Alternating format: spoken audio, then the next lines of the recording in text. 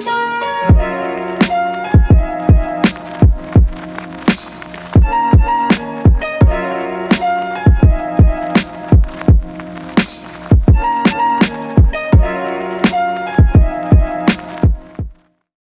is snowing in Vancouver today, and I decided to quickly run up onto the roof to put this out. I want to talk really quickly about winning teams. There's some snow on the beard. It's getting a little extra salt and the pepper. I've been working, I've been in the corporate world for 15 years off and on, and I've been a part of some amazing teams. I've led some amazing teams. I've left some amazing teams.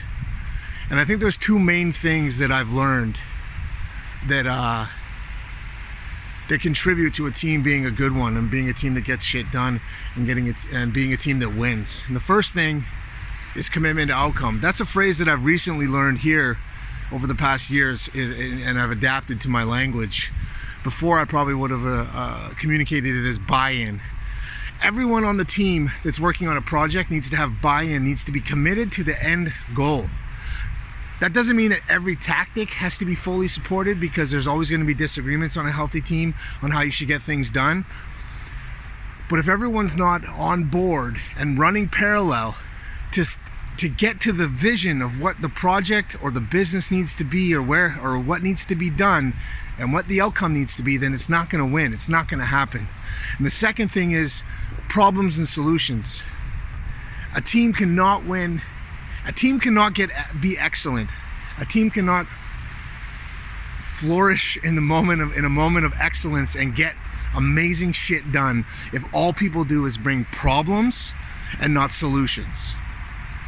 So if you're out there working, maybe you're a junior staff, you're senior management, you're a C-level executive leading a big team, because I've worked for a lot of them, have great relationships with even past C-levels that I used to work for, is that when you bring a problem forward, you need to bring an idea of a solution. You might not have the solution, but you need to bring thoughts on what the solution could be. Because if you're someone that just brings a problem forward, all you're doing is adding chaos and problems to that team.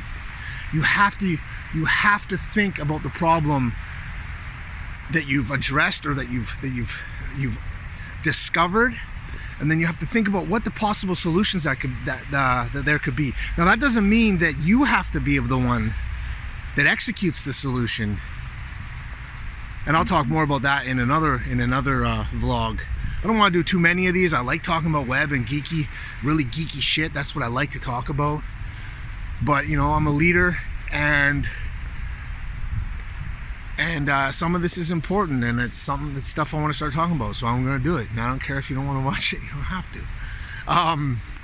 But yeah, don't be someone on a team that only brings problems forward without ideas of solutions. I can tell you, as a manager, as a leader, that's one of the hardest employees to work with, to inspire, to grow. It's extremely difficult. And it doesn't matter that your solution is wrong. Your solution might not be what the business needs or what the business can even execute operationally, but at least your team around you, not even just your boss, the team around you knows that you're thinking about how to come up with a solution to solve the problem, because you care so much about what you're doing. That's it for this one. Snowy British Columbia. It's the snowstorm of 2020. Peace.